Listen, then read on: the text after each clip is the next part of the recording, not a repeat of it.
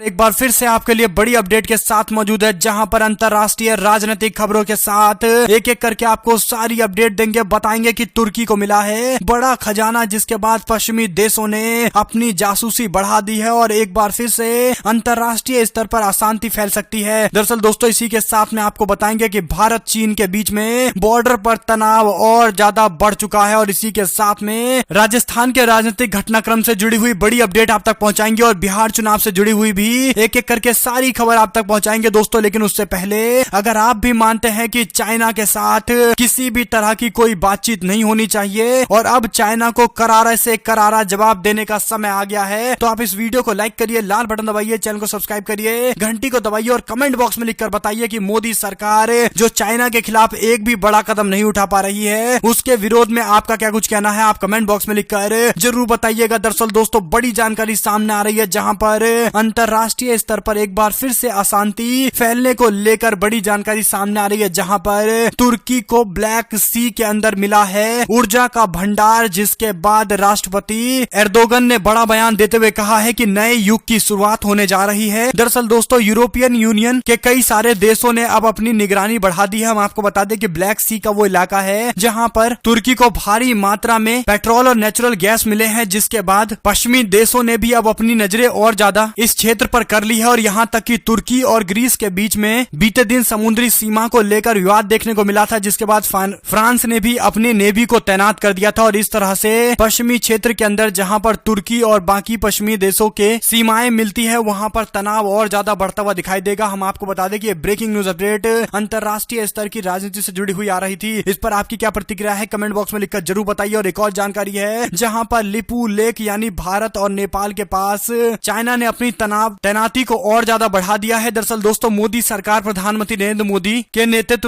नेतृत्व में लगातार चाइना से आधिकारिक और सैन्य स्तर पर बातचीत की जा रही है, लेकिन अब यह सवाल खड़ा होता है कि भारत और नेपाल के बॉर्डर के पास चीन अपनी बड़ी संख्या में सेना और हथियार क्यों तैनात कर रहा है, और अगर चीन अपनी हथियार तैनात कर रहा है तो मोदी सरकार चाइना से बातचीत को लेकर इतना उतावला क्यों हो रही है। आधिकारिक तौर पर जो बातचीत बीते दिनों चाइना के साथ की जा रही है, क्या उसको लेकर भारतीय जनता पार्टी के पास कोई जवाब है या नहीं है। ऐसे में दोस्तों, अंतरराष्ट्रीय सीमा पर जहां पर भारत और नेपाल के बीच में हाल ही फिलहाल में काला पानी क्षेत्र को लेकर विवाद हुआ था, वहां पर चाइना ने अपनी तैनाती को और बढ़ा दिया है, जिसको लेकर संदेह का भाव उत्पन्न होता हुआ दिखाई दे रहा है और सीधे तौर पर मोदी सरकार से सख्त सवाल पूछे जाने बेहद जरूरी हैं। एक और जानकारी सामने आ रही है, जहां पर पायलट बगावत के बाद पहली बार पहुंचे कांग्रेस पार्टी के दफ्तर, कार्यकर्ताओं ने जबरदस्त तरीके से स्वागत किया है। प्रदेश अध्यक्ष डोटारस ने भी उनको बधाई दी है। हम आपको बता दें कि उनकी पार्टी में सब कुछ नॉर्मल होता हुआ दिखाई दे रहा है और ऐसे में राजस्थान कांग्रेस पार्टी एकजुट हो गई है। राजस्थान के अंदर पूर्व उप मुख्यमंत्री सचिन पायलट भी राजस्थान कांग्रेस के दफ्तर पहुंचे हैं और ऐसे में दोस्तों, एक और जानकारी है, जहां पर चीन ने खोला नया मोर्चा, LAC पर 180 डिग्री घूमने वाला सर्विलांस सिस्टम लगा दिया है। हम आपको बता दें कि पूर्वी लद्दाख के अंदर अतिक्रमण करने वाले चीन लगातार नई नई चालें चल रहा है। चीन ने अब शांत समझे जाने वाले क्षेत्र उत्तराखंड के सेक्टर में भी अपनी सक्रियता बढ़ा दी है और LAC पर बने निगरानी सिस्टम को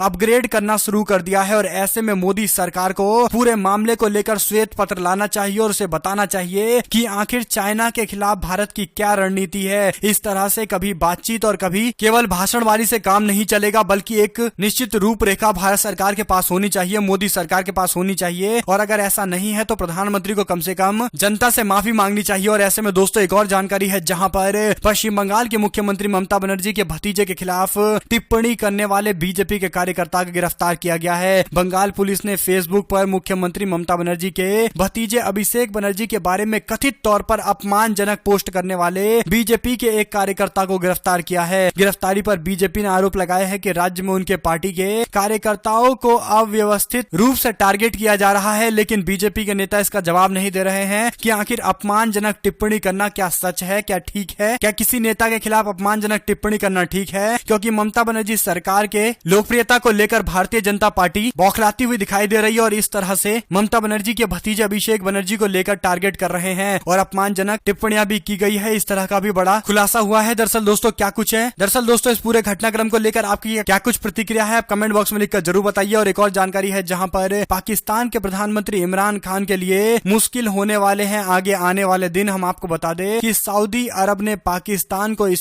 इशारों में झटका दे दिया है और पाकिस्तान को उसकी औकात बता दी है, हैसियत बता दी है। दरअसल पाकिस्तान के विदेश मंत्री शाह महमूद कुरैशी ने इस्लामिक सहयोग संगठन के बहाने जो निशाना सऊदी अरब समेत अरब जगत के दूसरे देशों पर साधा था, उसका मसला इतना ज्यादा शांत इतनी जल्दी होता हुआ दिखाई नहीं दे रहा है। पाकिस्तान में निवेश से लेकर कर्ज देने तक को लेकर सऊदी अरब और यूनाइटेड अरब एमिरेट दोनों देश मिलकर पाकिस्तान का समर्थन करते हैं और ऐसे में पाकिस्तान के विदेश मंत्री ने जो बयान दिया था उसको लेकर सऊदी अरब काफी नाराज है। और ऐसे में दोस्तों पाकिस्तान के साथ सऊदी अरब के रिश्ते लगातार खटास में जा रहे हैं और एक बात तय है कि एक नए तरह का समीकरण अंतर्राष्ट्रीय स्तर पर बनता हुआ दिखाई दे रहा है। एक और जानकारी की माने तो चिराग पासवान ने केंद्रीय शिक्षा मंत्री को लिखा पत्र, नीट और JEE की परीक्षा को फिलहाल स्थगित करने की मांग की गई है। हम आपको बता दें कि भारतीय जनता पार्टी के सहयोगी पार्टी LJP के नेता चिराग पासवान ने नीट और JEE के एग्जाम को रद्द करने की मांग की है। हालांकि इससे पहले उन्होंने बिहार चुनाव को रद्द करने की मांग की थी, लेकिन उनकी पार्टी के समर्थन से चल रही सरकार ने भी उनकी बात नहीं मानी और ऐसे में देखना होगा कि क्या ये बात मान पाती है भारतीय जनता पार्टी सरकार या नहीं। ऐसे में दोस्तों क्या आप चाहते हैं कि नीट और JEE की परीक्षा रद्द हो? तो आप कमेंट बॉक्स में लिखकर जरूर बताइए। एक और जानकारी सामने आ रही है जहां पर दलित प्रधान के हत्या के मामले को लेकर आजमगढ़ के सर्किट हाउस छावनी में तब्दील किए गए कांग्रेस पार्टी के प्रतिनिधि मंडल को नजरबंद किया गया है। उत्तर प्रदेश के अंदर आजमगढ़ में दलित पूर्व प्रधान सत्यमेव जयते की हत्या का मामला तूल पकड़ता जा रहा है। कांग्रेस पार्टी का प्रतिनिधि मंडल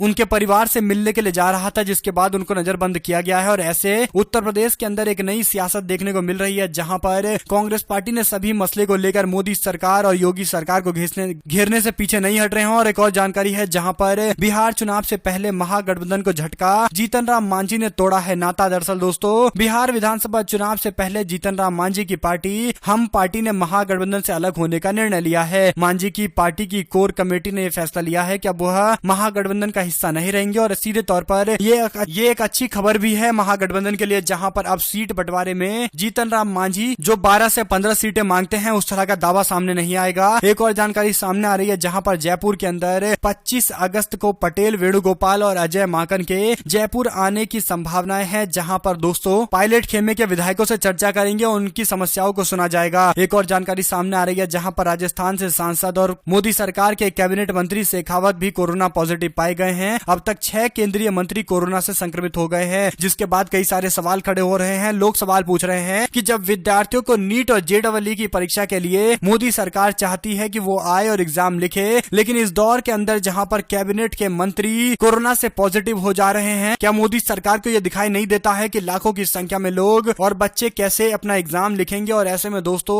उनकी सुरक्षा की जिम्मेदारी कौन लेगा? ये सवाल लोग पूछ रहे हैं, देश के युवा पूछ रहे हैं। इसका जवाब मोदी सरकार को और गोदी मीडिया को भी देना चाहिए। और एक और जानकारी है जहां पर आम आदमी पार्टी का बड़ा ऐलान, कहा 2022 के अंदर लड़ेंगे उत्तराखंड का विधानसभा चुनाव। बीजेपी बोली, कहा सर्वे से राजनीति नहीं होती है। हम आपको बता दें कि आम आदमी पार्टी ने 2022 में होने वाले उत्तराखंड के विधानसभा चुनाव को लेकर पहली बार ऐलान करते हुए कहा है कि आम आदमी पार्टी अपनी तरफ से सभी की सभी 70 सीटों पर उम्मीदवार उतारने जा रही है और अपने दम पर चुनाव लड़ने जा रही है। दरअसल दोस्तों उत्तराखंड के अंदर कांग्रेस पार्टी के कमजोर होने के बाद आम आदमी पार्टी ने यह फैसला लिया है कि अब वह विपक्ष की भूमिका में सामने आएगी और बीजेपी को टक्कर देने के लिए एक बड़ी लड़ाई लड़ेगी और उत्तराखंड के चुनाव के अंदर आम आदमी पार्टी बीजेपी को कड़ा मुकाबला देते हुए दिखाई दे सकती है। एक और जानकारी सामने आ रही है जहां पर 2022 के विधानसभा चुनाव को लेकर शिवपाल यादव ने एक बार फिर से अपनी इच्छा जाहिर करते हुए कहा कि 2022 के विधानसभा चुनाव में एक मंच पर दिखे समाजवादी पार्टी के सभी नेता, पूरा समाजवाद एक साथ दिखाई देना चाहिए। दरअसल दोस्तों इससे पहले शिवपाल यादव कह चुके हैं कि वो चाहते हैं कि सपा यानी समाजवादी पार्टी एक बार फिर से एकजुट हो जाए और एक बार फिर से उन्होंने कहा कि 2022 के चुनाव में एक मंच से सभी को दिखाई देना चाहिए। और ऐसे में एक और जानकारी सामने आ रही है जहां पर राहुल गांधी ने रोजगार संकट को लेकर चेताया, बोले मैंने पहले ही कहा था लेकिन मीडिया ने मेरा मजाक उड़ाया। दरअसल दोस्तों कांग्रेस पार्टी के नेता राहुल गांधी ने एक बार फिर से रोजगार संकट को लेकर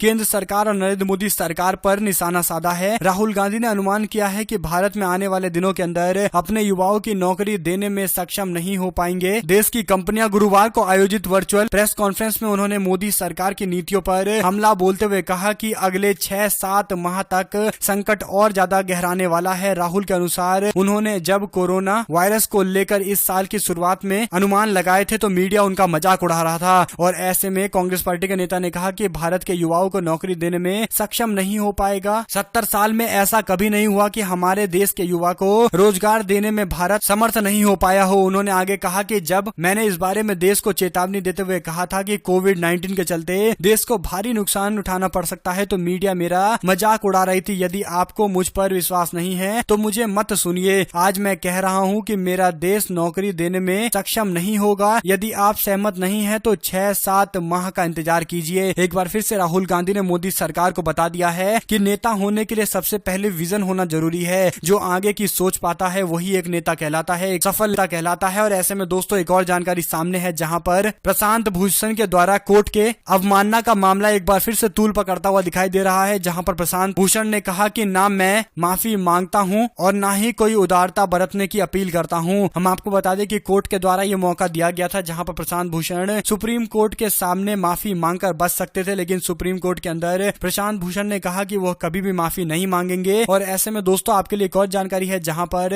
अवमानना के मामले को लेकर सुनवाई पर जस्टिस जोसेफ ने सवाल उठाते हुए कहा कि संवैधानिक पीठ के द्वारा सुना जाना चाहिए पूरा मामला। सुप्रीम कोर्ट के रिटायर्ड जस्टिस कोरेन जेसिफ ने कहा कि भारत के संविधान की व्याख्या पर, कानून के मूलभूत सवालों पर, मौलिक अधिकारों पर पड़ने वाले गंभीर प्रभाव को ध्यान में रखते हुए इस विषय को संवैधानिक पीठ के द्वारा सुना जाना चाहिए। एक और जानकारी सामने आ रही है जहां पर 2 सितंबर को होगी आईटी संबंधी स्थायी संसदीय समिति की बैठक। फेसबुक के अधिकारियों को अपनी बात रखने का मौका दिया जाएगा। फेसबुक को लेकर राजनीतिक घमासान जारी है। बीजेपी के सांसद शशिकांत दुबे ने शशि थरूर को सूचना प्रौद्योगिकी संबंधित संसदीय समिति के मुख्य पद से हटाने की मांग को लेकर लोकसभा के स्पीकर ओम बिरला को चिट्ठी लिखी है। हम आपको बता दें कि फेसबुक के द्वारा भारतीय जनता पार्टी और आरएसएस से जुड़े संगठन का समर्थन करने को लेकर एक बड़ा खुलासा हुआ था, जिसके बाद शशि थरूर की अध्यक्षता वाले संसदीय कमेटी ने यह फैसला लिया है कि वह फेसबुक के अधिकारियों को बुलाकर संसद के सामने जवाब तलब करेंगे। और ऐसे में भारतीय जनता पार्टी के नेता